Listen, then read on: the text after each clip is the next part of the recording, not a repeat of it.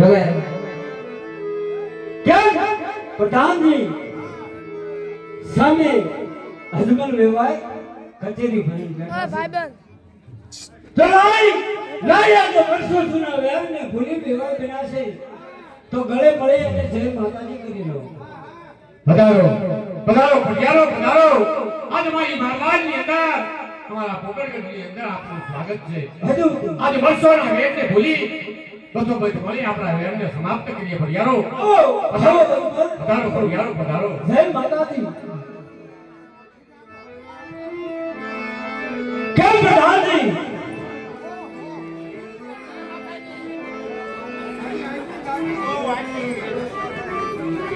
કેમ પ્રધાનજી તેના પ્રધાનને પૂછી લો કે મારી પીગળથી જાન જાનેરી આવી છે મારી જાનના ઉતારા કઈ તરફ આવ્યા છે એલા ગોરદાદા આ ઉતારો ક્યાં આવ્યો પ્રધાનજી અરે પ્રધાનજી તમારી માટે ઉતારો બહુ સારો વ્યવસ્થા કરી છે ક્યાં છે સામે રંગ ધોવનની અંદર છે અને બીજા માળા તમે છે ને ત્રીજા માળામાં જજો કેશન્યા કુલગરી બિહારીસ ક્યાં ઓલા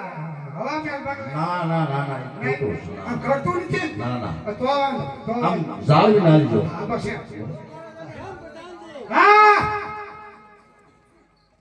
હાલો પટિયારો ઉતારાની અંદર પધારો કેમ પ્રધાનજી ભૂદેવને થોડું ભલામણ કરતા આવજો માંડવ છે આજે નહીં અમે રાજમહેલની અંદર જઈ કસુમાં પાણીની મોજ માણી છે જોજો પ્રધાનજી માંડવ છે કોઈ કમી ન રહે તમે જાઓ ગામમાં પાણી પીવો જા હાલો કોમ પીવા જા જા તમે પીતા જા જા તમે અમારે કામ હોય તમારે શું કામ હોય યાદ આયા દે ના ના હાલો ને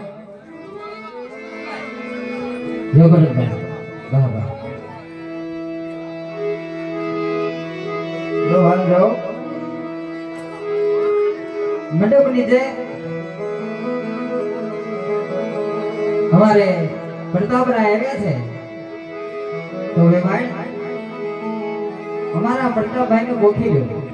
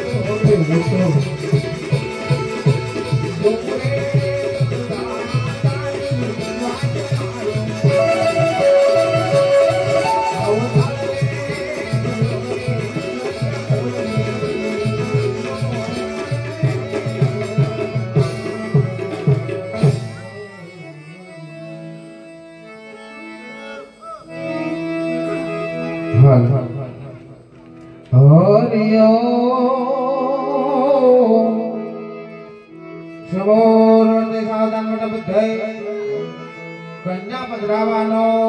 સમય હો કડાને મારે લાવો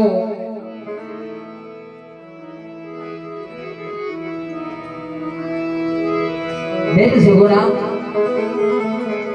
આજ મંડપમાં આવી ગયા હોય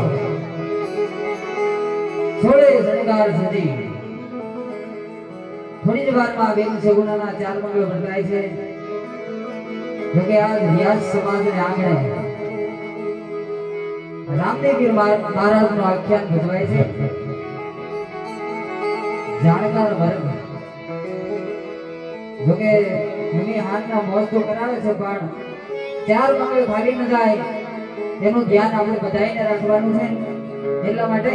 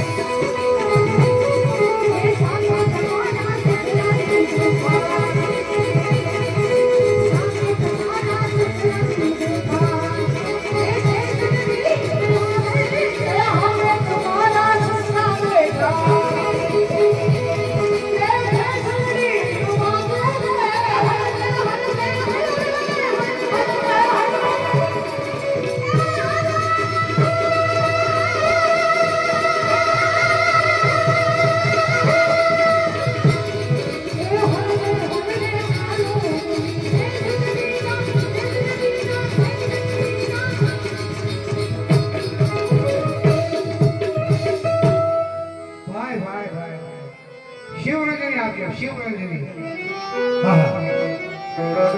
ધન્યવાદ છે ઘરના આંગણે એક માટે સરવૈયા પરિવાર એટલે અમારા મોહન મામાના દીકરા નટુભાઈ આજ એમને માનતાના હિસાબે આખ્યાન રાખેલ છે તમે બધા જોવા બધાના ખૂબ ખૂબ તમારો આભાર પણ